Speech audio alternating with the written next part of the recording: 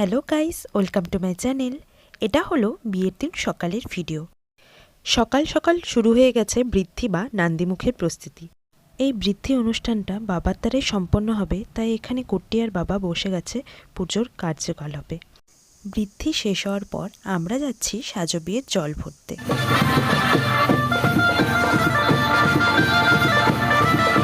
পুরো রাস্তাটাই প্রায় নাচতে নাচতে গিয়ে এখন নদী থেকে জল নিয়ে আবার বাড়িতে এসে আমাদের নাচা শুরু হয়ে গেছে।